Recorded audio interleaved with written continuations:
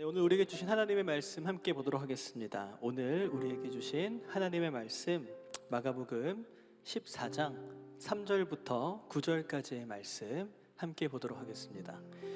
마가복음 14장 3절에서 9절까지의 말씀입니다. 한 절씩 봉독하시고 마지막 말씀은 함께 합독하도록 하겠습니다. 제가 먼저 읽도록 하겠습니다. 예수께서 베다니 나병 환자 시몬의 집에서 식사하실 때에 한 여자가 매우 값진 향유 곧 순전한 나드 한 옥합을 가지고 와서 그 옥합을 깨뜨려 예수의 머리에 부으니 어떤 사람들이 화를 내어 서로 말하되 어찌하여 이 향유를 허비하는가. 이 향유를 300데나리온 이상에 팔아 가난한 자들에게 줄 수 있었겠도다 하며 그 여자를 책망하는지라. 예수께서 이르시되 가만두라. 너희가 어찌하여 그를 괴롭게 하느냐. 그가 내게 좋은 일을 하였느니라. 가난한 자들은 항상 너희와 함께 있으니 아무 때라도 원하는 대로 도울 수 있거니와 나는 너희와 항상 함께 있지 아니하리라. 그는 힘을 다하여 내 몸에 향유를 부어 내 장례를 미리 준비하였느니라. 함께 읽겠습니다. 내가 진실로 너희에게 이르노니 온 천하에 어디서든지 복음이 전파되는 곳에는 이 여자가 행한 일도 말하며 그를 기억하리라 하시니라. 아멘. 네, 할렐루야. 오늘도 귀한 예배 자리에 나오신 우리 모든 청년 여러분들과 성도 여러분들을 주님의 이름으로 축복하고 환영합니다. 오늘 하나님께서 오늘 이 시간 가운데 우리 예배 가운데 함께 하시며 영광 받으시고 특별히 예비하신 은혜로 그 말씀으로 우리의 삶을 축복하시고 인도해 주실 줄 믿습니다. 오늘 함께 나눌 말씀은 마가복음 14장의 말씀입니다. 오늘 본문은 특별히 우리가 너무나도 잘 알고 있는 마리아에 대해서 함께 나눠보고자 하는데요. 여러분, 성경을 보면 마리아가 여러 사람 나옵니다. 우리가 제일 잘 알고 있는 예수님의 어머니도 마리아였고 우리가 또 잘 알고 있는 막달라 마리아도 있습니다. 그 외에도 성경에는 총 6명의 마리아가 나온다라고 하고 있는데요. 우리는 그 중에서도 소위 베다니 마리아라고 불리는, 그리고 우리가 너무나도 잘 알고 있는 마르다와 그리고 나사로의 동생인 이 베다니 마리아에 대해서 함께 나눠보도록 하겠습니다. 특별히 베다니 마리아가 예수님께 자신의 향유 옥합을 가져다가 깨뜨리는 장면이 오늘 본문 말씀인데요. 제가 오늘 이 베다니 마리아의 사건을 함께 살펴봤으면 좋겠다라고 생각한 이유가 무엇이냐면, 오늘 설교 제목처럼 이 베다니 마리아의 이 사건이 주님께서 칭찬하는 굉장히 극찬하신 헌신이었기 때문에 그렇습니다. 이미 너무나도 귀한 헌신으로 하나님의 나라와 교회를 세워가고 계시는 우리 청년 여러분들이고 성도님들이시지만, 오늘 말씀 함께 살펴보면서 우리의 헌신이 주님께 더욱 칭찬받을 만한 헌신으로 온전히 세워지고 또 앞으로 걸어갈 헌신의 삶이 하나님께 정말 영원히 기억되기를 소망하는 그런 헌신이 되기를 소망하는 마음으로 하나님 말씀 함께 나누었으면 좋겠습니다.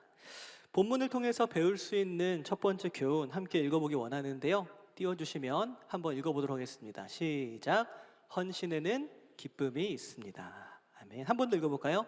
헌신에는 기쁨이 있습니다. 감사합니다. 여러분, 헌신이라는 단어를 들으면 혹시 어떤 생각이 드십니까?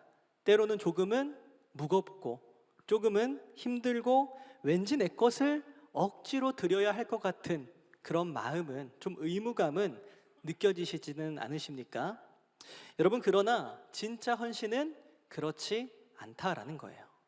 여러분, 오히려 진짜 헌신에는 무엇이 있냐면 형용할 수 없는 기쁨이 있다라는 것입니다.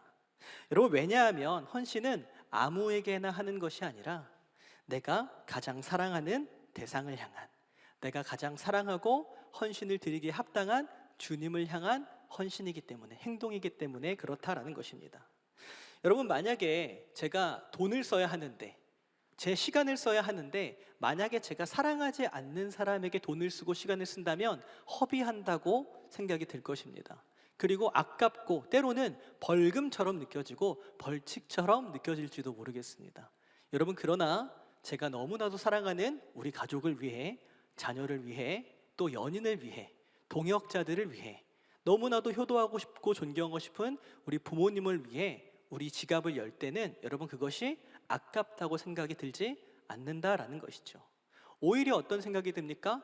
더 잘해드리고 싶은데, 더 좋은 거 사주고 싶은데 그러지 못해서 아쉬운 마음이 드는 것이 우리의 마음이다라는 것입니다.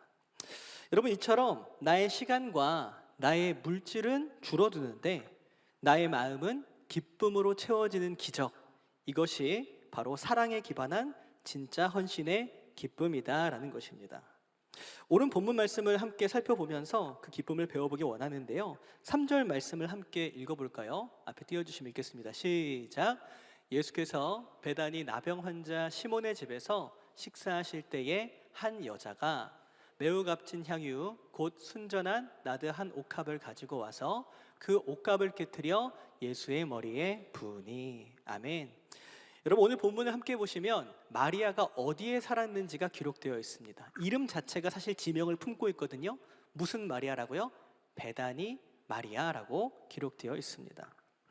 여러분, 이 베다니는요 어떤 동네였냐면 예수님께서 예루살렘에 종종 가실 일들이 있었는데 그 예루살렘에 가실 때 가끔 가다 들렸던 아주 작은 동네가 이 베다니입니다. 이 베다니는요 당시 예루살렘이 중심지였다면 이 중심지에 들어가지 못한 조금은 소외된 사람들이 변두리에서 살았던 마을이 베다니였다라는 거예요. 여러분, 이 베다니의 지명 자체가 그렇습니다. 지명 자체가 그런데 이 베다니가 합성어거든요. 히브리어로 베이트와 아니가 합쳐져서 베다니 이렇게 읽는데 이 베이트가 무슨 뜻이냐면 집이라는 뜻을 가지고 있습니다. 그럼 아니가 중요하겠죠. 어떤 집이니까 이 아니가 무슨 뜻이냐면 가난하다, 빈곤하다라는 뜻을 가지고 있어요. 그러니까 합쳐보면 어떤 뜻을 가지고 있습니까? 베다니는 가난한 자들의 집이다, 빈곤한 자들의 집이다 라는 의미가 있다라는 것입니다. 그래서 이 동네 이름 자체가 그런 의미를 갖고 있는데 여러분, 심지어 오늘 예수님이 계셨던 곳이 어딘 줄 아십니까? 바로 이 나병 환자 시몬의 집이다 라고 기록되어 있습니다. 나병 환자 시몬의 집. 여러분, 나병 환자는요 그 당시에 중심지에 들어갈 수 있는 그런 사람들이 아니었습니다. 어딘가 변두리에서 살 수밖에 없는 그런 취급을 받았던 사람인데요, 이 시몬에 대해서도 여러 추측들이 있기는 합니다. 확실하지는 않으니 그냥 재미로 들어주시면 되겠습니다. 남매들의 아버지가 아니냐 이런 의미도 있고요, 아니면 마르다의 남편인 건 아니냐 이런 추측들도 있습니다. 여러분, 근데 확실한 것은 무엇이냐면 이 사람이 누군지는 알 수 없지만 나병 환자였고, 그러니까 이 베다니에는 정말 소외받고 가난하고 사연 많은 사람들이 모여있는 그런 동네가 이 베다니였다라는 것입니다. 여러분, 그래서 베다니에 사는 이 마리아, 마르다, 나사로도 굉장히 사실은 가난한 형편의 집안이었을 것이다 라고 추측할 수 있다라는 것입니다. 여러분, 그런데 오늘 그 베다니에 사는 이 마리아가 예수님께 무언가를 들고 나옵니다. 그것이 무엇입니까? 성경에 이렇게 기록되어 있습니다. 여러분, 어떤 뉘앙스인지 한번 잘 들어보세요. 매우 값진 향유 곧 순전한 나드 한 옥합을 가져왔다, 이렇게 얘기를 하는 거예요. 여러분, 뉘앙스부터 굉장히 이것을 사모하고 있는 것이 느껴지지 않습니까? 매우 값진 향유를 가져왔다라는 거예요. 순전한 걸 갖고 왔다라는 거예요. 그것이 바로 나드 옥합이었다라는 것입니다. 여러분, 이 나드는요 수입산 향수입니다. 오늘날로 따지면 수입산이에요. 그 당시에 수입하는 것이 쉽지 않았을 텐데 이것을 가져와서 그렇게 유통을 했습니다. 인도에서만 당시 생산이 되었고, 당시 고산지대에 사는 감송향의 뿌리로 이걸 말려서 또 증류시켜서 걸러내고 굉장히 어려운 수작업들을 통하여서 이 나드 향유를 얻을 수 있었다, 이렇게 기록되어 있습니다. 여러분, 그리고 이 향유 옥합의 가격에 대해서 오늘 본문에 나오는데 아시는 분들도 계시겠지만 이 제자들 중에 이 계산이 빠른 제자가 있었던 것 같습니다. 이 제자들 중에 한 명이 이 옥합을 보면서, 향유 옥합을 보면서 뭐라 그러냐면 저게 300데나리온 이상이다 라고 얘기해요. 여러분, 300데나리온이 아니라 최소 300데나리온 이상 되는 값어치를 가지고 있는 향유다라는 것을 알았다라는 거예요. 여러분, 오늘날로 따지면 이것은 수천만 원 이상 되는 향유였다라는 것입니다. 여러분, 제가 몰라서 물어보는 건데 혹시 요즘도 수천만 원짜리 향수가 있나요? 네, 혹시 있으시다면 지나가다가 저한테 한 번만 칙 뿌려주셔도 굉장히 한동안은 손을 안 닦거나 냄새를 누군가한테 맡게 해준다던가 황송한 마음이 들 것 같습니다.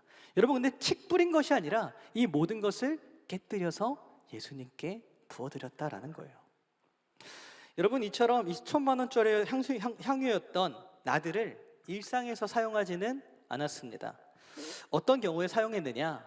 집에 정말 귀한 손님이 방문하시면 한 방울을 물에 떨어뜨려서 그걸 물에 희석시켜서 그것으로 발을 닦아드리거나 집안에 냄새를 나게 하는 정도로만 사용했습니다. 진짜 귀한 손님, 진짜 딱 한 방울만 사용할 수 있을 정도로 귀한 것이었다라는 거예요. 아니면 한 가지 더 경우의 수가 있었는데 어떤 경우 사용했냐면 집안에 장례가 생기면 그 장례식의 향품으로 사용됐던 것이 이 나드입니다. 사랑하는 가족이 죽게 되어지면 그 시신에 정말 그 시신을 사랑하는 마음으로 이 발라주었던 것이 이 나드다라는 것입니다. 여러분, 그리고 많은 학자들이 이것을 대대로 내려오는 가보나 재산이었을 것이다 그렇게 얘기를 합니다. 정말 특별한 일이 생겼을 때 이것을 팔아서 그것을 준비할 수 있게끔 되어지는 오늘날로 따지면 그런 어떤 일종의 보험 같은 것이 이 나드였다라는 것이지요. 그래서 이 여자였던 마리아의 같은 경우에는 이 나드 향수가 무엇이었냐? 아마 결혼 지참금이었을 것이다 이렇게 생각을 많이 하곤 합니다. 여러분, 그 귀한 향유를 조금 따라 부은 것이 아니라 완전히 깨뜨려서 예수님의 머리에 부어드렸다라는 거예요. 여러분, 베다니에 사는 그 동네에 사는 마리아에게 이것은 결코 쉬운 일이 아니었습니다. 여러분, 아마도 그녀의 전 재산이었을 수도 있고 많은 학자들이 말하기를 그 가정의 전 재산이었을 수도 있을 것 같다라고 얘기를 합니다.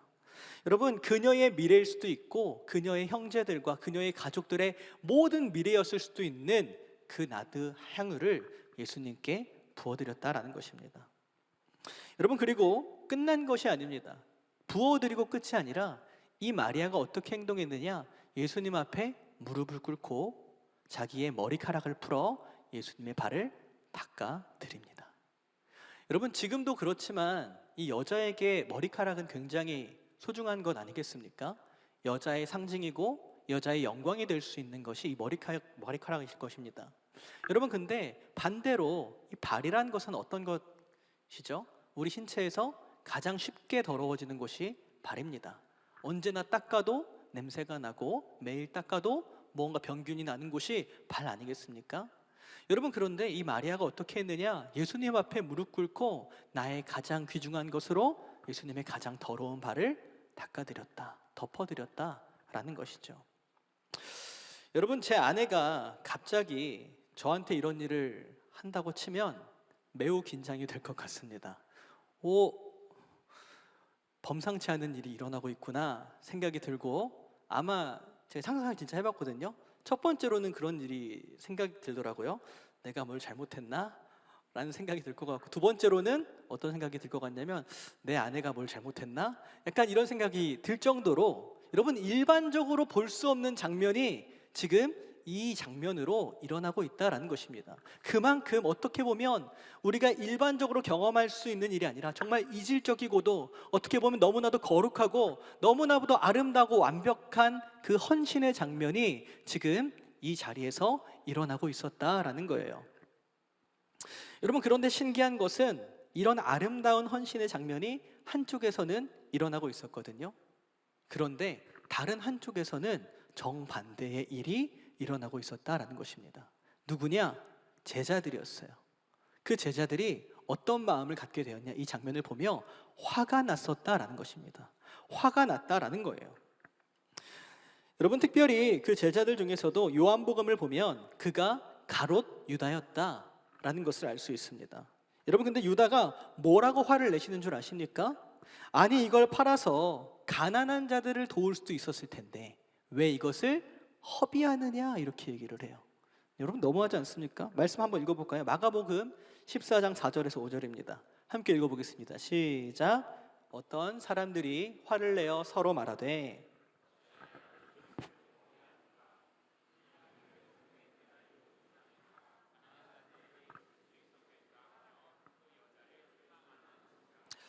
아멘. 여러분, 여자를 지금 책망하고 있는 것입니다. 어느 한 장면에서 너무 아름다운 장면이 지금 진행되고 있는데 한쪽에서는 제자들이 화가 났었다라는 거예요. 여러분, 이런 부류의 사람들을 보면 기가 막히게 똑똑합니다. 여러분, 무슨 말인 줄 아세요? 여러분, 누굴 데려옵니까? 지금 가난한 자들을 데려오는 거예요. 그리고 뭐라 그래요? 아니, 이렇게 힘들고 가난한 사람을 도울 수 있었을 텐데 라고 얘기를 하니까 여러분, 할 말이 없어지는 것입니다. 여러분, 누가 힘들고 가난한 사람을 돕겠다는데 그 말에 누가 토를 달 수 있겠습니까? 너무나도 좋은 일이잖아요. 여러분, 명분이 너무나도 좋으니까 마치 그 사람의 말이 맞는 것처럼 느껴지는 그런 상황이 연출됐다라는 것입니다. 여러분, 그런데 요한복음에 보면 유다가 이렇게 말을 한 이유에 대해서 성경이 말해주고 있는데요. 요한복음 12장 6절입니다. 함께 읽어보았으면 좋겠습니다. 시작. 이렇게 말함은 가난한 자들을 생각함이 아니요 그는 도둑이라. 돈꾀를 맞고 거기 넣는 것을 훔쳐 가밀어라. 아멘. 여러분, 이게 무슨 말입니까? 유다가 이렇게 말한 이유는 가난한 자들 때문이 아니라 평소에 이 유다가 예수님에게 들어온 수입을 자기 주머니에 넣은 그런 일들이 많이 있었다라는 것입니다. 평소에도 이 유다는 그렇게 정말 주님의 돈을 갈취하고 있었던 일을 했다라는 것이에요. 여러분, 그래서 유다가 화가 난 이유가 이거입니다. 계산이 팍 된 거죠. 아니, 저 향유 옥합이 300데나리온인데 저것을 깨지 않고 나에게 주었다면 예수님에게도 한 방울 떨어뜨리고 또 가난한 자들도 그럴듯하게 도우면서 남은 것들을 어디다 넣을 수 있어요? 내가 유익을 챙길 수 있었을 텐데 라고 생각하니까 유다가 화가 난 것입니다. 여러분, 아이러니한 것은 그렇게 앞에서는 가난한 사람을 도울 수 있었을 텐데 라고 말했던 유다가요, 뒤에서는 어떻게 합니까? 예수님을 은 30세겔에 팔아버려요. 여러분, 당시 은 30세겔이 얼마인 줄 아십니까? 당시 시세로 120데나리온 정도 됩니다. 여러분, 마리아가 깨뜨린 향유 옥합이 얼마라고요? 300데나리온이었다라는 거예요. 여러분, 유다가 예수님을 120데나리온에 파는데 이 마리아가 드린 향유 옥합이 300데나리온이었으니 유다가 마리아를 봤을 때 얼마나 화가 나겠습니까? 얼마나 답답했겠습니까? 아니, 저 아까운 걸 왜 깨뜨려가지고 하면서 아쉬워했다라는 것입니다. 여러분, 저는 이것을 보면서 마음이 불편했던 한 가지 이유가 더 있는데 그것이 무엇이냐면 여러분, 이 유다의 비난이 사실은 마리아만을 향한 비난이 아니었다라는 것입니다. 여러분, 이 비난은요, 사실 마리아뿐만 아니라 예수님을 향한 비난이기도 했다라는 거예요. 여러분, 한번 장면을 상상해 보십시오. 마리아가 예수님께 향유를 드려서 머리와 발에 붓고 머리카락으로 그것들을 닦아내고 있는데 거기서 유다가 지금 뭐라고 말하는 거예요? 아니, 가난한 자들을 도울 수 있었는데 뭐 하는 거야? 라고 한다면 여러분, 상상해 보십시오. 마리아만 지금 민망해지는 것입니까? 그렇지 않습니다. 그것을 묵묵히 받고 계시는 예수님도 이상한 사람이 되는 거다라는 거예요. 여러분, 저는요, 유다가 정말 진심으로 주님을 사랑했었다라면, 예수님을 조금이라도 존경했었다라면 그 자리에서 이 말을 절대로 할 수 없었을 것이다 확신합니다. 여러분, 유다는 지금 예수님을 따라다니며 예수님의 제자 행색을 하고 있지만 예수님이 아니라 누구를 주인 삼은 거예요? 돈을 주인 삼았던 사람이었다라는 것입니다. 여러분, 저는 너무 이걸 보면서 안타까운 거예요. 저도 안타깝지만 여러분, 주님은 다 알고 계시잖아요. 이 요한복음 12장 6절에 기록된 것처럼 주님은 그 유다의 중심을 다 알고 계시니 얼마나 속상하고 얼마나 마음이 아프셨을까요? 여러분, 근데 그걸 보면서 한 가지 더 화가 났을 것 같은 사람이 있습니다. 누군 줄 아십니까? 마리아입니다. 여러분, 어떤 생각이 들었을 것 같냐면요, 저 같으면 유다한테 이랬을 것 같아요. 야, 네가 왜 난리야?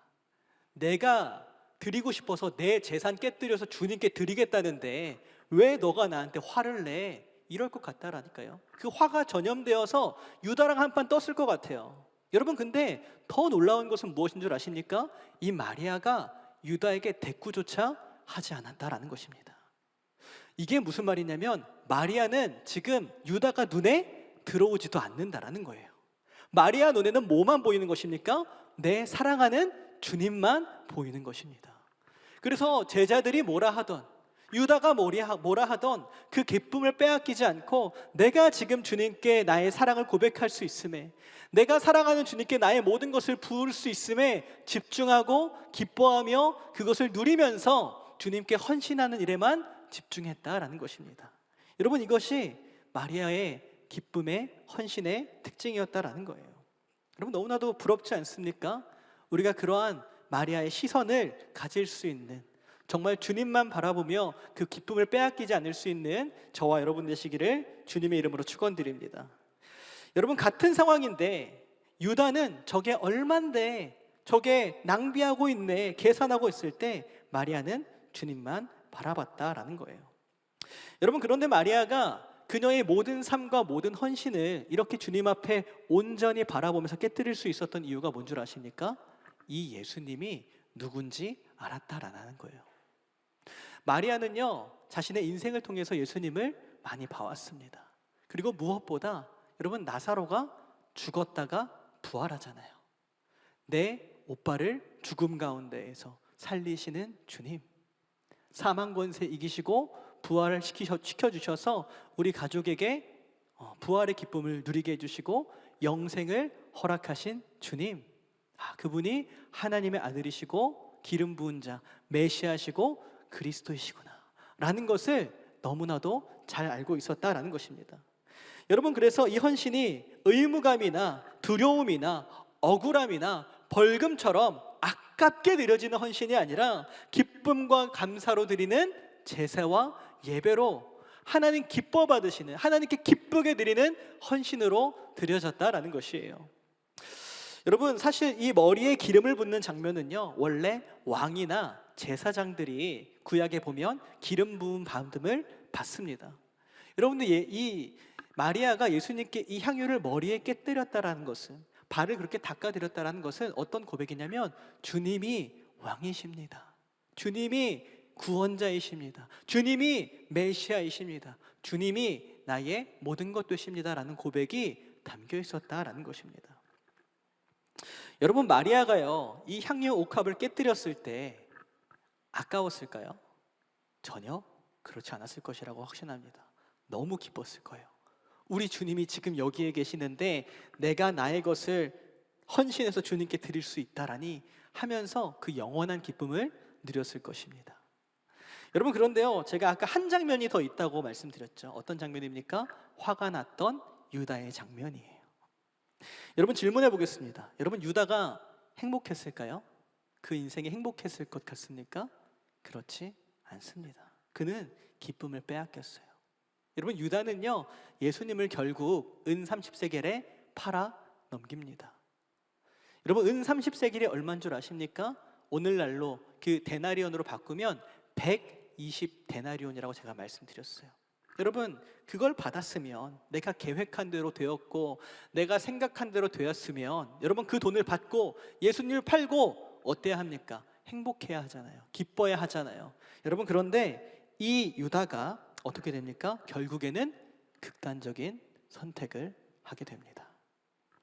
그는 늘 합리적인 선택을 하는 것처럼 보였고 제자들 중에 가장 똑똑해 보이고 말 잘하는 사람이었지만 그 인생이 예수님보다 돈을 더 사랑하게 되었을 때, 예수님이 앉으셔야 되는 왕의 자리에 예수님이 아니라 돈이 주인 삼게 되었을 때 그는 그 인생의 모든 기쁨을 빼앗기고 깊은 절망을 경험했다라는 것입니다.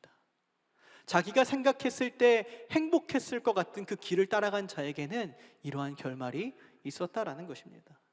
여러분, 유다가 마리아 보고 뭐라고 했다고요? 여러분, 저는 이 단어를 참 이중적으로 보이는데 뭐라고 했냐면 너 그거 왜 허비하느냐 얘기했어요. 왜 그걸 낭비하느냐 얘기했거든요. 여러분, 그런데요, 정말로 그 인생을 허비한 사람이 누구입니까? 가롯 유다가 되었다라는 것입니다. 그 인생을, 하나님께서 주신 그 인생을 낭비하게 된 사람이 누구냐라는 거예요. 가롯 유다가 그 인생을 낭비한 자가 되었다라는 것입니다. 여러분, 반대로 낭비한 것 같지만 마리아에게는 어떤 기쁨이 찾아왔습니까? 영원히 빼앗기지 않는 영광된 기쁨을 누리고 우리 주님께서 오늘 칭찬하신 것처럼 영원히 기록될 아름다운 일로 주님께 칭찬을 받았다라는 것입니다. 여러분, 주님께 헌신할 때 분명히 우리 삶에는 영원히 뺏기지 않는 기쁨이 있다는 것을 기억하는 저와 여러분 되시길 축원합니다. 인생을 허비하지 마십시오. 낭비하지 마십시오. 그 기쁨을 빼앗기지 않기를 소망합니다.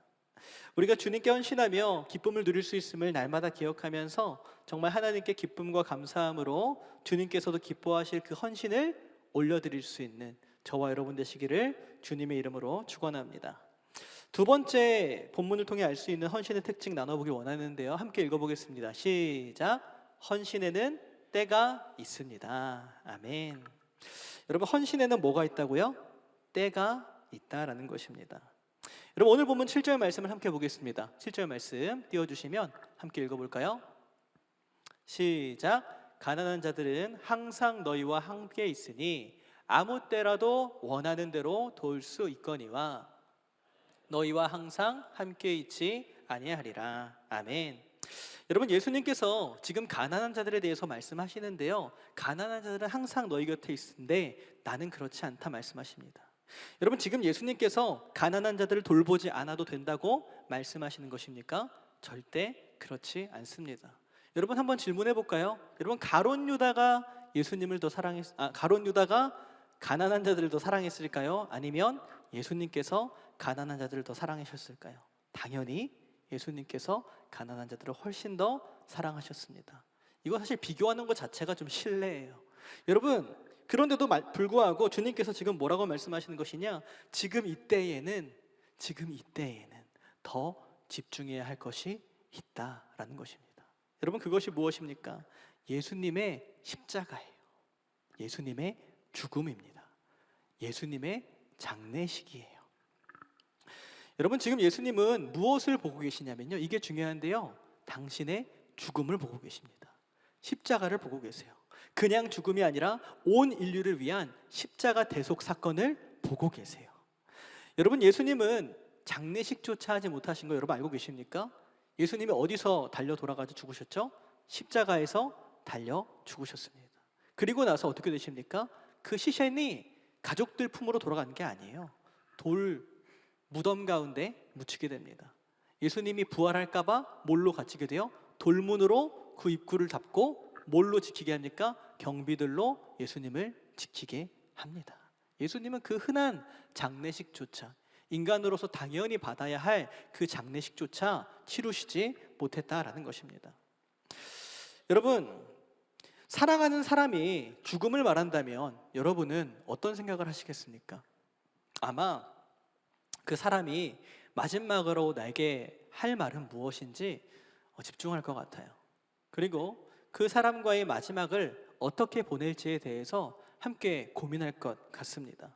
만약에 가고 싶어 하는 곳이 있다면 데려다 주고 싶고, 먹고 싶은 것이 있다면 먹여주고 싶고, 만약에 정말로 마지막 부탁이야 라고 하면서 말하는 게 있다면 꼭 들어주고 싶어서 최선을 다할 것 같은 게 우리의 마음일 텐데, 여러분, 제자들이 그러지 않았다라는 거예요. 여러분, 마가복음 8장 31절에 보면 예수님께서 제자들에게 죽음에 대해서 말씀하신 것이 나와 있습니다. 함께 읽어볼까요? 시작. 인자가 많은 고난을 받고 장로들과 대제사장들과 서기관들에게 버림받아 죽임을 당하고 사흘 만에 살아나야 할 것을 비로소 그들에게 가르치시되. 아멘. 여러분, 이것을 뭐라 하냐면 순환 예고라고 합니다. 예수님께서 죽으시고 부활하실 것, 특별히 대제사장들과 서기관들에게 죽임을 당할 것에 대해서 말씀하는 것이, 제자들에게 말하는 것이 순환 예고라고 해요. 우리가 읽은 것이 마가복음 8장인데요 9장에도 말씀하시고 10장에도 말씀하십니다. 예수님께서 거듭 제자들에게 말씀하셨다라는 거예요. 이제 내가 죽게 될 것이다. 많은 고난을 받고 대제사장들과 서기관들의 음모 가운데 내가 죽게 될 것이다 말씀하셨다라는 거예요. 오늘 본문에도 우리가 읽진 않았지만 앞절에 1, 2절에 보면 대제사장들과 서기관들이 예수를 죽일 음모를, 하나님 앞에 이렇게 예수님을 죽일 것들을 준비하고 있다는 것을 알 수 있습니다. 여러분, 예수님은 이걸 다 알고 계시니까 지금 뭐가 보이는 거예요? 자신의 죽음이 다가오고 있는 것들을 보고 있다는 것입니다. 여러분, 그런데 제자들은 예수님의 죽음에 관심이 없어요. 동상이몽입니다. 제자들은 여전히 자신의 유익과 인생에만 관심이 있다라는 겁니다. 여러분, 이 마가복음 8장, 9장, 10장에 예수님께서 제자들에게 순환 예고한 것들이 나오는데, 정말 재미있는 건 그 뒤에 순환 예고 바로 뒷절에 보면은 제자들이 자꾸 싸우고 있는 모습들이 나옵니다. 예수님은 죽음을 말씀하시는데 제자들은 자꾸 싸우고 있는 거예요. 예수님의 말에 집중하지 않는 것입니다. 여러분, 왜 싸우는 줄 아십니까? 여러분, 너무 놀랄 일들입니다. 첫 번째 싸움은 첫 번째는 베드로가 사람의 일을 생각해서 이제 예수님에게 항변하는 장면이 나오고, 절대로 죽으시면 안 됩니다, 이게 첫 번째 장면이었고, 여러분, 두 번째에는 이 제자들의 무지가 어떻게 나느냐, 누가 더 큰지를 가지고 싸워요. 무슨 말이냐, 예수님이 나 죽을 거다 얘기하는데 네가 잘났냐 내가 잘났냐, 네가 크냐 내가 크냐를 가지고 싸우고 있다라는 겁니다. 여러분, 세 번째도 예수님이 말씀하십니다. 나 이제 죽어 말씀하시는데 제자들이 또 싸웁니다. 뭐라고 싸운 줄 아세요? 더 기가 막혀요. 예수님이 영광된 자리에 가실 때 누가 우편에 앉습니까? 물어봐요. 누가 우편에 앉습니까? 이 중에 누가 오른팔이냐고 묻는 거예요.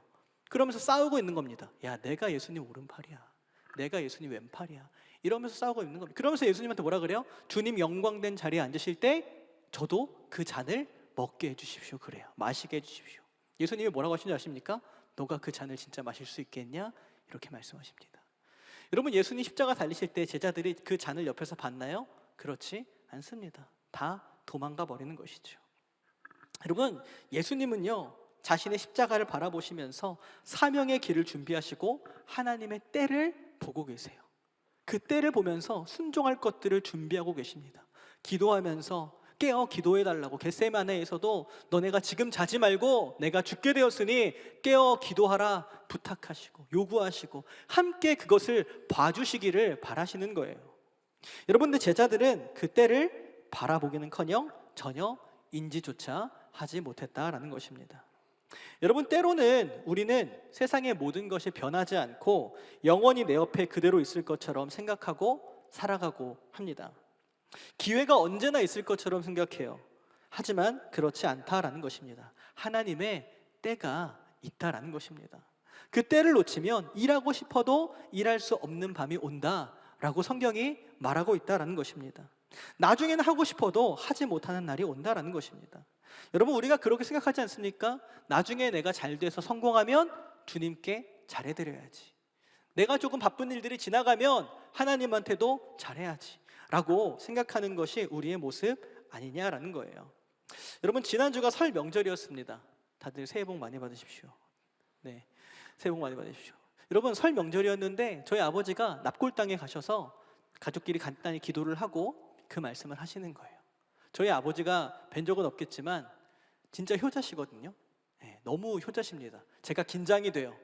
아빠를 내가 이기고 싶은데 제 아빠의 삶을 다 보았으니까 그 삶을 보면 정말 그런 생각할 때가 있습니다. 내가 아버지보다 효자가 되는 건 정말 어려운 일일 수 있겠다 생각이 들 정도로 너무 좋은 아들입니다.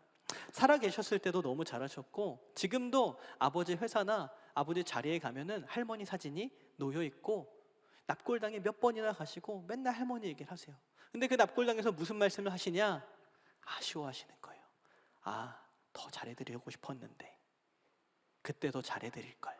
지금 살아계시면 손 잡아드리고 싶고, 지금 살아계시면 안아드리고 싶고, 할머니 좋아하는 거 사드리고 싶고, 더 찾아뵙고 아예 그냥 우리 집에서 모셨으면 좋았을 텐데, 이러면서 아쉬워하고 있으셨다라는 거예요. 후회했다라는 것입니다. 여러분, 때가 지나가면 이렇게 더 사무치게 되는 것이 우리의 인생이거든요. 나중에 잘해드리려고 해도, 나중에 시간 내고 돈 내도 여러분, 때가 지나가 버리면 우리는 잘해드리고 싶어도 그럴 수 없다라는 것입니다. 여러분, 이처럼 때가 있습니다. 분명히 때가 있어요. 전도의 때가 있습니다. 여러분, 지나가기 전에 전도해야 합니다. 기도의 때가 있습니다. 여러분, 지나가면 기도하지 못하는 일들이 많이 생기는 거예요. 저희 담임 목사님도 말씀하시잖아요. 여러분, 통일이 오면 통일을 위해 우리는 더 이상 기도할 수 없게 된다. 하나님의 때에 우리가 더욱 기도해서 그 통일을 위해서 기도할 수 있는 자들이 되자 말씀하시잖아요. 여러분, 마찬가지입니다. 헌신에도 때가 있다라는 것입니다. 여러분, 성경은요 우리에게 때를 참 많이 언급합니다. 때를 아껴라 말하고, 전도서에는 너희가 청년의 때에 너희의 창조주를 기억하라 말하고 있습니다. 여러분, 이 말이 무슨 말입니까?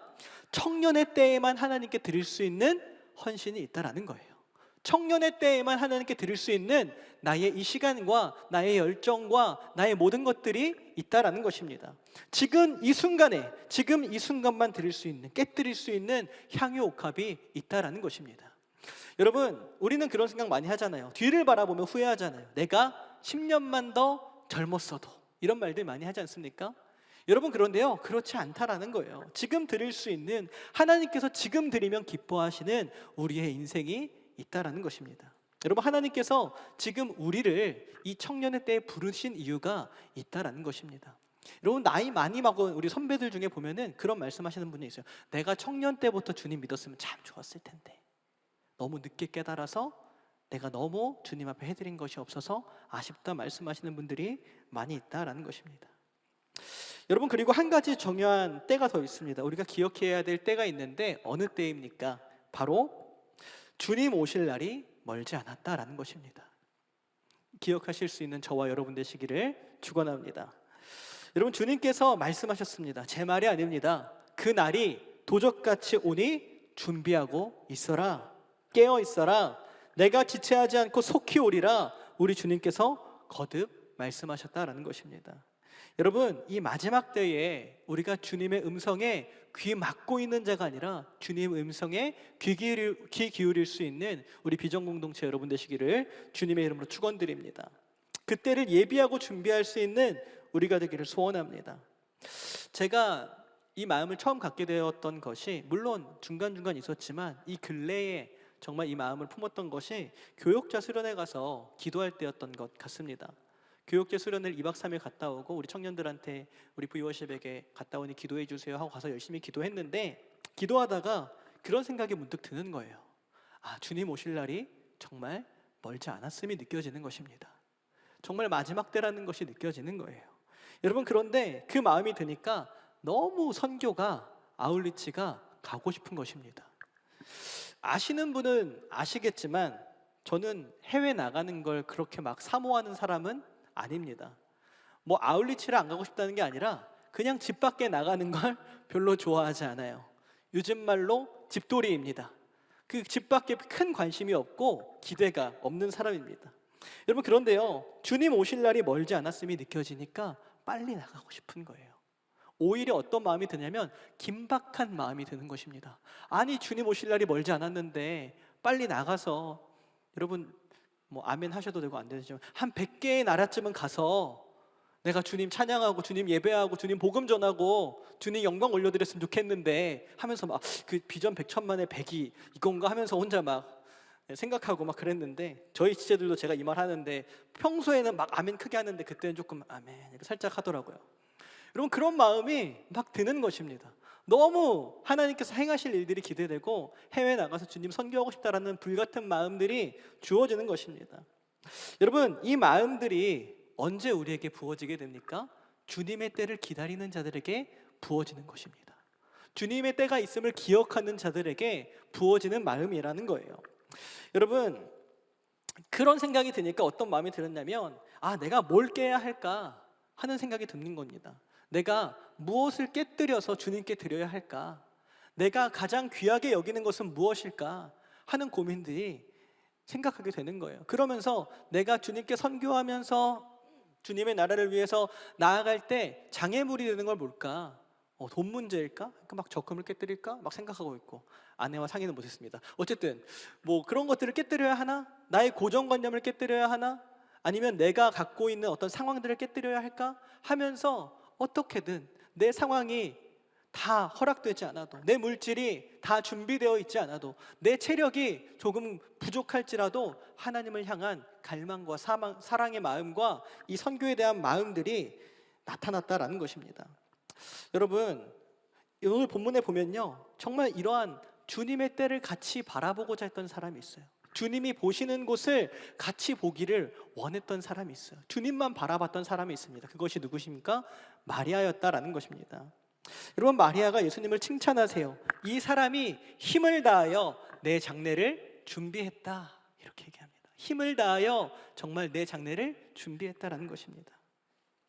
여러분, 예수님께서 이 헌신을 너무나도 기쁘게 여겨주셨다라는 것입니다. 여러분, 그런 생각을 합니다. 이 본문을 보면서 제자들이 나중에는 다 회개하고 유다 빼고는 다 회개하고 돌아와서 예수님을 위해 살지 않습니까? 그런데 과거를 회상하면서 그런 생각 한 번쯤 했을 것 같아요.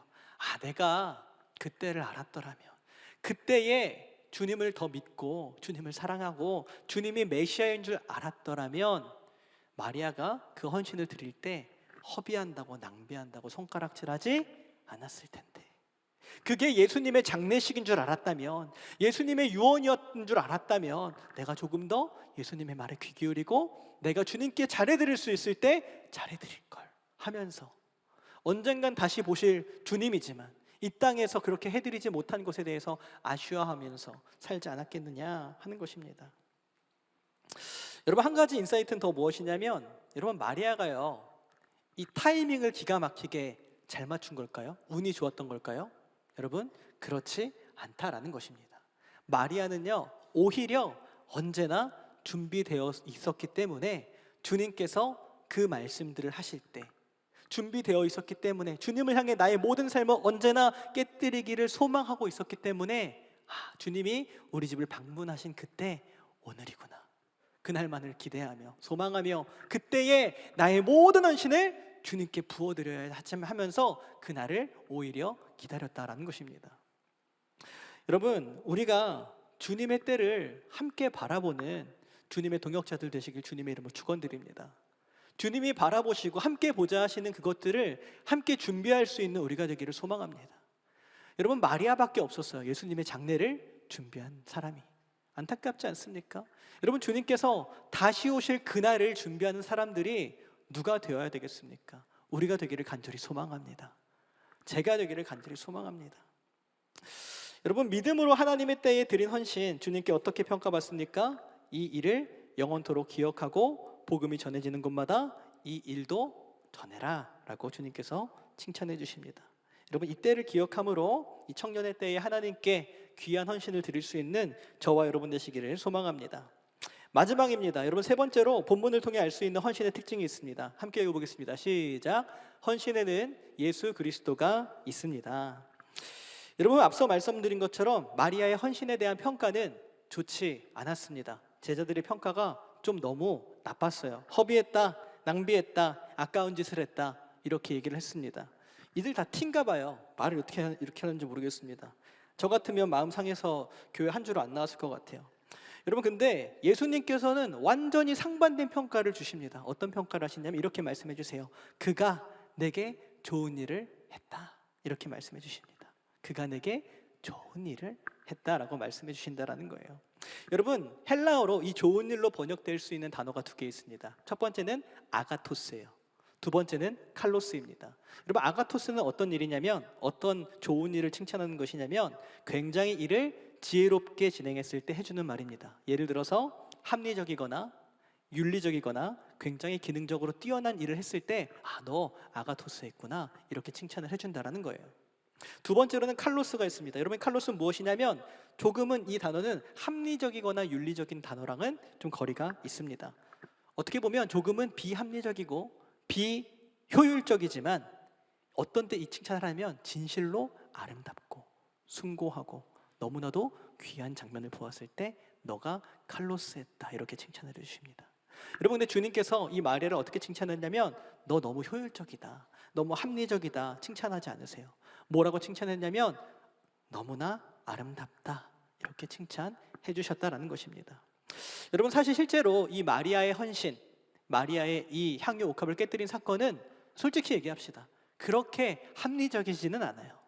그렇게 효율적이지는 않습니다. 저도 솔직히 묵상을 하는데 그 자리에 있었으면 그 말은 그렇게 하지 못했을 것 같고 생각은 그렇게 했을 것도 같습니다. 저걸 한 번에 아껴드리는 건 좀 아깝지 않나 하는 생각을 저도 했었을 것 같다 생각한 적이 있다라는 겁니다. 여러분, 근데 그거 아십니까? 어떻게 보면 정말 효율적이지도 않고 합리적이지도 않은 이 헌신, 때로는 무모하다 싶고 과분한 것 같은, 오버차지한 것 같은 이 헌신, 누군가의 헌신을 닮았다라는 거예요. 여러분, 누구의 헌신입니까? 우리 예수님의 헌신이다라는 것입니다. 우리 예수님의 사랑이다라는 거예요. 여러분 한번 생각해 볼까요? 여러분 죄인들을 위하여 의인이 죽는 것이 합리적입니까? 그렇지 않습니다. 창조주가 여러분 피조물을 위해서 죽는 것이 합리적입니까? 그렇지 않다라는 거예요. 하나도 안 합리적이고 하나도 안 효율적인 사랑이 누구의 사랑이었는가? 우리 예수님의 사랑이었다라는 것입니다. 여러분 누가 자기 아들을 죽여서 그 일을 해결합니까? 너무 미련한 사랑이라는 거예요. 여러분 유다가 마리아에게 말합니다. 낭비했다, 허비했다, 너무 오버차지했다. 여러분 근데 그 낭비하고 허비하고 오버차지한 사랑을 받은 것이 우리였다라는 것입니다. 여러분 이 마리아의 헌신이 아름다운 진짜 이유가 무엇이냐면요, 반주 한번 쳐주시겠어요? 여러분 이 마리아의 헌신이 너무나도 아름다운데요, 진짜 아름다운 이유가 뭔 줄 아십니까? 300데나리온짜리여서가 그런 게 아니에요. 기가 막힌 타이밍에 들여서 그런 것이 아닙니다. 왜 그런 줄 아십니까? 날 위해서 죽으신 예수님, 그 생명을 한 번에 깨뜨리시고 부어버리신 자기 아들을 주신 그 사랑에 닮아 있었기 때문에 그 헌신이 너무나도 아름다웠던 것이다 라는 것입니다. 여러분 제가 이 말씀을 준비하면서요 많은 기도와 묵상을 했는데 궁금했습니다. 마리아가 어떻게 이 예수님의 헌신을 닮을 수 있을까? 너무 부러웠거든요. 제가 묵상하면서 기도하면서 고민해 봤는데 여러분 한 가지 말씀이 생각이 나더라고요. 여러분 마리아가 굉장히 잘했던 것이 하나 있습니다. 무엇인 줄 아십니까? 일관되게 했었던 것이 있는데 뭐냐면 우리 주님만 잘 바라봤다라는 거예요.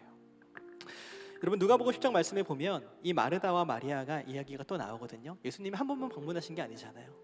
갔었던 적이 또 있는데 그때 우리가 잘 아는 내용이 나옵니다. 어떤 내용입니까? 마르다가 분주하게 일하고 있어요. 열심히 일하고 있습니다. 여러분 전 마르다의 헌신을 존경합니다. 너무 귀한 헌신이잖아요. 그런 사람도 있어야 되지 않을까 하면서 그런 생각을 할 때가 종종 있습니다. 여러분 근데 정말 어떻게 보면 눈치 없이 언니가 그렇게 일하고 있는데 눈칫밥 보지 않으면서 예수님 발 그치에 앉아서 예수님의 말씀을 듣고 있었던 사람이 있어요. 누굽니까? 마리아예요. 마르다가 자기도 그러고 싶지 않았을 텐데 얼마나 힘들었으면 그럽니다. 예수님한테 일러요. 주님, 마리아 좀 혼내주십시오. 지금 제가 이렇게 분주하게 일하고 있는데 마리아는 아무것도 안 하고 있지 않습니까? 저 이렇게 분주한 거 안 보이세요? 야 마리아 너 너무 염치 없는 거 아니냐? 여러분 웃긴 건 마리아는 그때도 비난을 받아요. 눈치 없다고, 양심 없는 거 아니냐고. 여러분 근데요 그럼에도 불구하고 제가 마리아의 그 헌신을 일방적으로 칭찬하는 것이 아닙니다. 근데요 마리아가 너무나도 잘했던 것이 무엇이냐? 예수님을 바라봤다라는 것입니다. 예수님이 그녀를 또 감싸주세요. 뭐라고 감싸주시냐? 말씀을 준비했는데 함께 읽어볼까요? 시작. 주께서 대답하여 이르시되 마르다야 마르다야 내가 많은 일로 염려하고 근심하나 몇 가지만 하든지 혹은 한 가지만이라도 족하니라. 마리아는 이 좋은 편을 택하였으니 빼앗기지 아니하리라 하시니라. 아멘. 여러분 저도 이 말씀 묵상하는데 제가 마리아 같은 사람이더라고요. 일하느라 바빠서 주님을 놓칠 때가 많은 거예요. 마르다도요 주님 오셔서 헌신한 겁니다. 주님을 위한 헌신을 드리고 있었어요. 그런데 오히려 아이러니하게 주님을 위해 헌신한다고 주님 때문에 바쁘다고 주님을 더 많이 놓치고 있었다는 것입니다. 여러분 많은 일들을 또 생각합니다. 많은 일들을 생각하며 염려하고 근심하는 상황들이 우리 인생에도 분명히 있습니다. 그러나 언니가 뭐라고 해도 또 예수님의 제자들이 비난을 해도 예수님만 바라보았던 사람이 바로 이 마리아였다는 것입니다. 여러분 저는 이 마리아의 시선이 너무나도 부러워요. 주님을 택할 수 있는 그 시선이, 실력이 너무나도 부럽다라는 것입니다. 여러분 헌신의 세 번째 특징이 제가 뭐라고 말씀드렸죠? 예수 그리스도가 있다라고 말씀을 드렸습니다. 이것의 첫 번째 의미는 우리의 헌신이 예수님의 헌신을 닮아야 한다라는 의미도 있지만 두 번째 이유는 무엇이냐면 오직 예수 그리스도밖에 없다라는 거예요. 헌신에 예수 그리스도가 있다라는 건 우리의 사역의 목적, 우리 헌신의 목적이 다른 것에는 아무것도 있지 않고 오직 예수님에게밖에만 없다라는 것입니다. 여러분, 이것을 놓치지 않는 저와 여러분 되시기를 축복합니다. 우리가 때로는 많은 이유와 많은 일들로 그 시선을 빼앗길 때가 많이 있습니다. 그 기쁨을 놓칠 때가 많이 있습니다. 여러분, 그러나 때로 우리의 상황은 깨어지는 것 같고 변하는 것 같고 사람도 관계도 사랑하는 동역자들도 모든 것이 변하는 것처럼 느껴질 때가 있지만 우리 주님만은 영원히 변치 않는 우리의 헌신의 이유가 되고 헌신의 대상이 되고 헌신의 기쁨이 되시는 줄 믿습니다. 여러분, 우리가 모든 상황 속에서 주님을 놓치지 않고 흔들리지 않는 믿음과 그 시선으로 그 헌신을 주님께 올려드릴 때 하나님께서 그 헌신 가운데 우리 삶에 새롭게 채워주시는 그 기쁨과 은혜들이 있을 줄 믿습니다. 정말 말씀대로 광야에 하나님께서 새 길을 내시고 사막에 강을 내시는 새 일을 행하시는 놀라운 주님의 은혜가 우리의 헌신 가운데 하나님께 드려지지만 우리 인생 가운데 부어주시는 그 헌신의 축복들이 있을 줄 믿습니다. 여러분, 이 시간 주신 말씀 기억하면서 함께 찬양했으면 좋겠는데요, 내 삶을 깨뜨립니다 라는 찬양을 함께 하나님께 드렸으면 좋겠습니다. 이 찬양의 가사를 보면 정말 예수님만 바라보는 것이 느껴집니다. 그 기쁨의 때를 놓치지 않고 예수님만 찬양하는 것이 느껴집니다. 여러분, 우리가 마르다와 같이 많은 일들 때문에 주님을 선택하고 주님을 또 사랑하는 일들을 빼앗기지 않았으면 좋겠습니다. 마리아와 같이 온전히 나의 삶을 깨뜨려서 주님께서 내 인생에 계시오니 나의 삶을 받아주시옵소서, 나의 삶을 깨뜨리오니 주님 받아주시옵소서 하는 마음을 함께 찬양했으면 좋겠는데요, 혹시 괜찮으시다면 자리에서 다 같이 일어나셔서 함께 우리의 삶을 고백했으면 좋겠습니다. 또 함께 기도하기 원하시는 분들은 앞자리로 나와서 주님 바라보면서 우리의 헌신을 주님께 결단하고 고백했으면 좋겠습니다. 제자들의 시선, 언니의 시선 다 필요 없고 오직 주님만 바라보며 오직 나의 모든 것 되신 주님만 바라보며 우리의 헌신을 이어가고 하나님을 찬양할 수 있는 우리가 되기를 소원합니다. 그런 마음 가지고 우리 함께 찬양하겠습니다.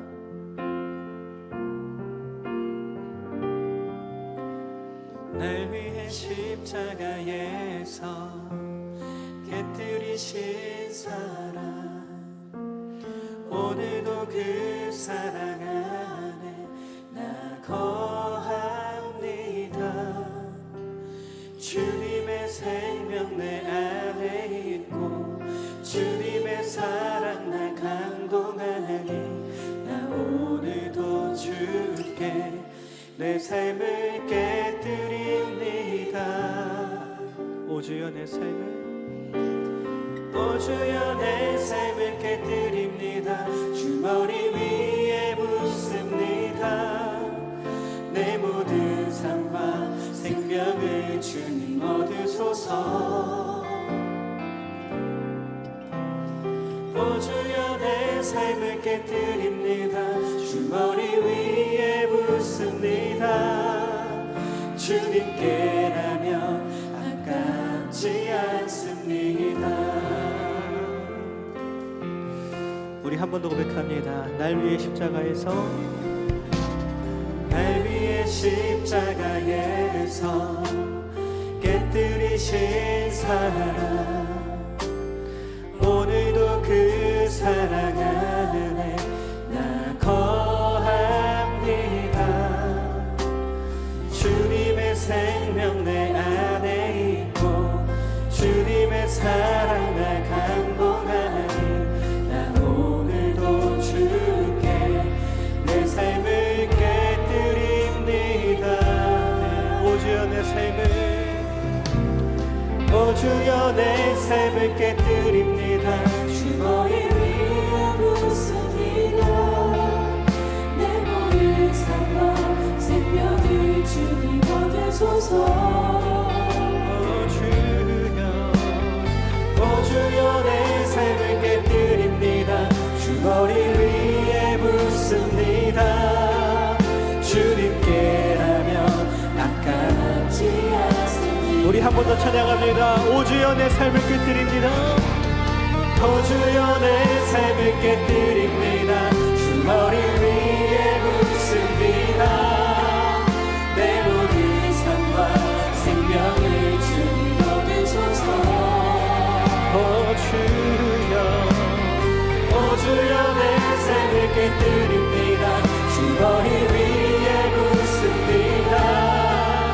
주님께라면 아깝지 않습니다. 아멘. 내 눈을 열어주소서. 내 눈을 열어주소서. 주를 잔들같이 보고 내 앞에 계신 주님과 할 것은 없습니다. 내가 가진 것 없이 아낌없이 다 드립니다. 주님 한 분만을 위하여 한 방울도 아낌없이.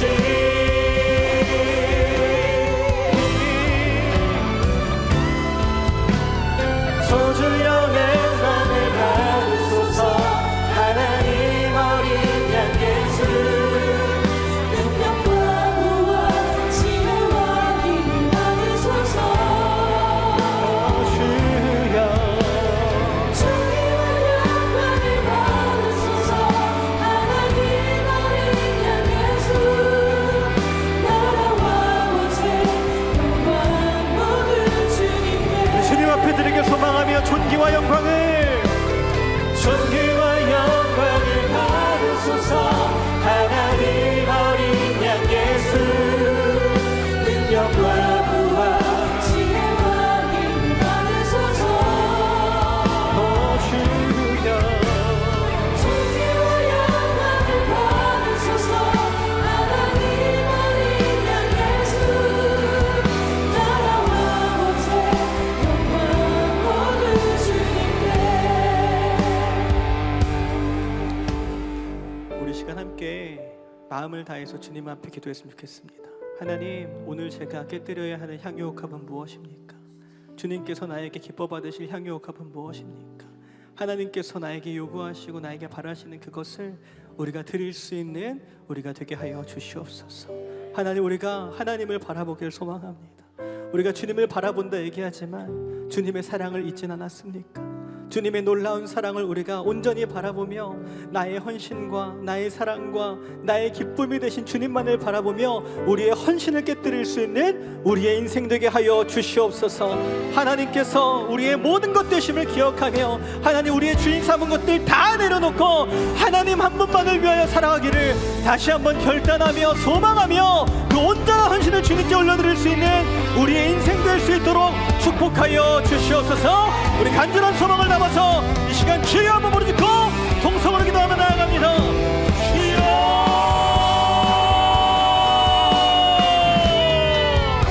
하나님 아버지 감사합니다.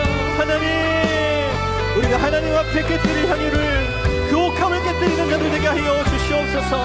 하나님의 은혜 가운데 반응하는 인생 되게 하여 주시고 하나님 앞에 낭비하거나 허비하는 인생이 아니라 하나님께 온전히 영광을 위해 쓰임받는 거룩한 인생 되게 하여 주시옵소서. 하나님 향유옥합이 깨뜨려져서 그 사명을 다했듯 우리의 모든 인생도 하나님 사명의 길을 따라가는 우리의 인생 되기를 소망합니다. 하나님 예비하신 그 은혜와 축복을 우리에게 부어주시고 우리 청년들이 하나님을 온전히 사랑하며 그 사랑의 기쁨을 빼앗기지 않는 우리 청년들 될 수 있도록 인도하여 주시옵소서.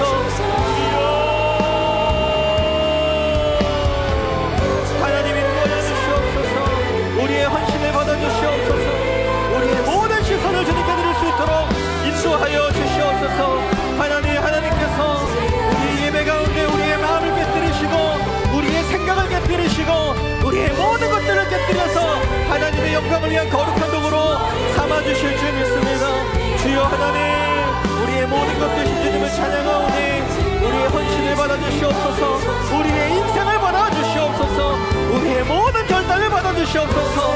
하나님 청년의 때에 하나님을 기억하는 우리가 되게 해주시고 하나님이 청년의 때에 하나님께서 우리에게 기뻐 받으실 모든 것들을 올려드릴 수 있는 우리가 되게 하여 주시옵소서.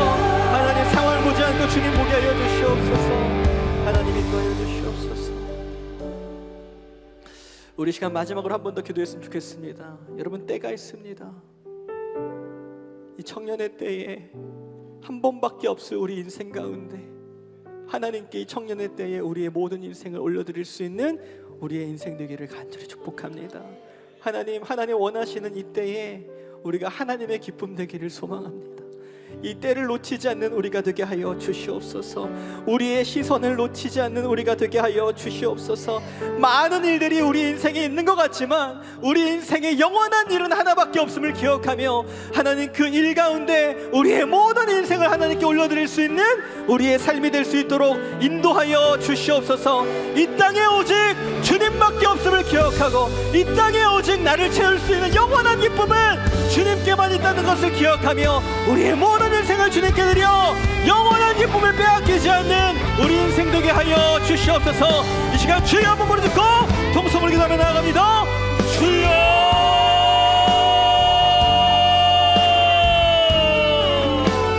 하나님 아버지, 하나님께서 우리의 모든 것 되심을 찬양합니다. 하나님, 이 청년의 때에 우리의 모든 것을 하나님께 드릴 수 있는 우리 인생 되게 하여 주시옵소서. 우리의 강력한 헌신 되게 하여 주시옵소서. 하나님께서 우리 인생 가운데 보여주신 그 은혜를 따라 하나님 오늘도 그 음성에 따라 하나님께 순종하며 하나님을 찬양하며 하나님을 예배하는 우리 인생 되게 하여 주시옵소서. 그래서 하나님, 많은 일들이 있지만 염려하는 것이 아니라 근심하는 것이 아니라 하나님을 바라보며 하나님께서 기뻐하시는 헌신을 드릴 수 있는 우리가 되게 하여 주시옵소서. 그리하여서 하나님, 이 일을 빼앗기지 아니하리라, 이 기쁨을 빼앗기지 아니하리라, 이 모든 헌신을 내가 기억하리라, 세상 끝날까지 내가 너희와 함께하리라. 영원하신 축복을 주시는 주님을 놓치지 않는 우리 헌신 되게 하여 주시옵소서. 주여,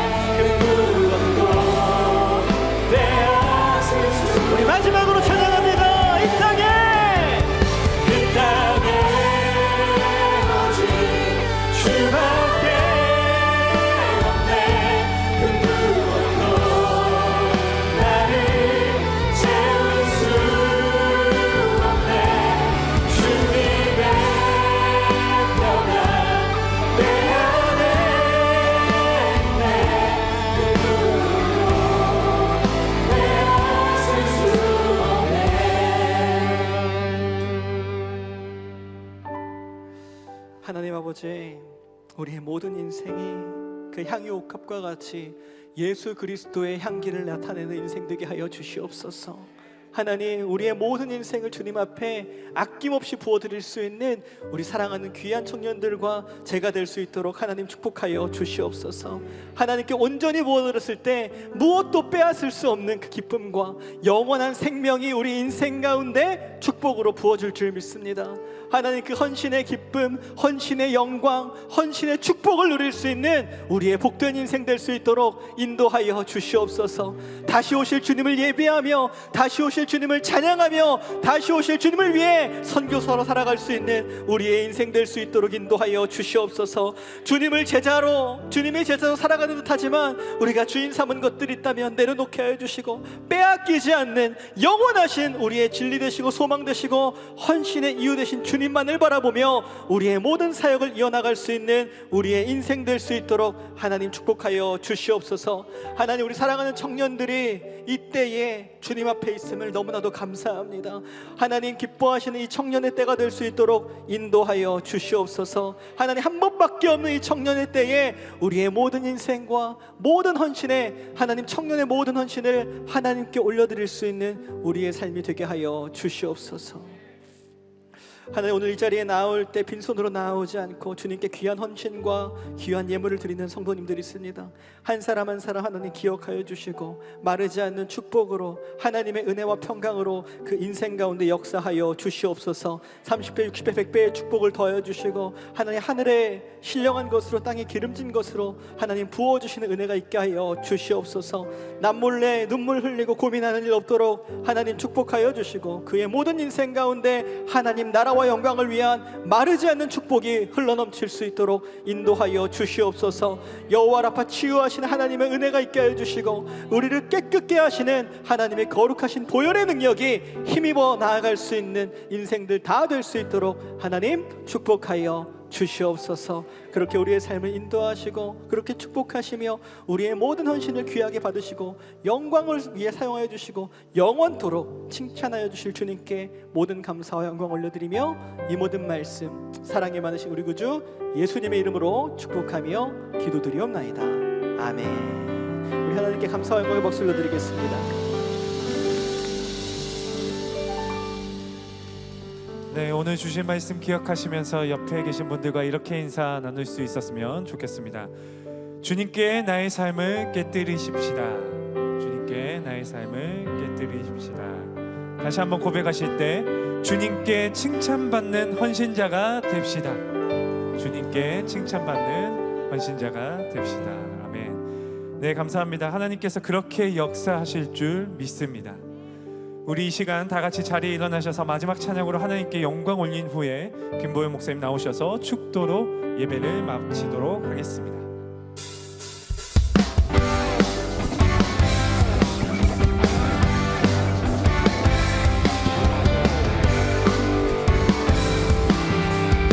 믿음으로 고백합니다. 주님의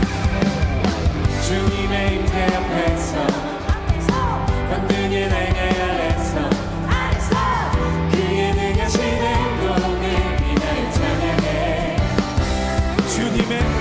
주님의 임재 앞에서 권능의 날개 아래서 그의 능하신 행동을 위하여 찬양해. 주의 나라 주의 권세 찬양 중에 모든 원수 굴복. 다시 한번 믿음으로 고백합니다. 주의 나라 주의 권세 찬양 중에 임하네. 모든 원수 굴복하네. 내가 춤을 출때 다윗처럼 춤을 추면서 전심으로 주를 즐거워하라. 모든 만물들아 찬양하라. 영원히 다윗처럼 춤을 추면서 전심으로 주를 즐거워하라. 여러분 이 시간 두 손 들고 고백합니다. 주의 나라 주의 권세 찬양 모든 원수 굴복하네. 여러분 믿음으로 선포합시다. 주의 나라 주의 권세 찬양 중에 모든 원수 굴복하네. 다윗같이 다윗처럼 춤을 추면서 전심으로 주를 즐거워하라. 모든 만물들아 찬양하라. 다윗처럼 춤을 추면서 전심으로 주를 즐거워하라. 모든 만물들아 찬양하라. 영원히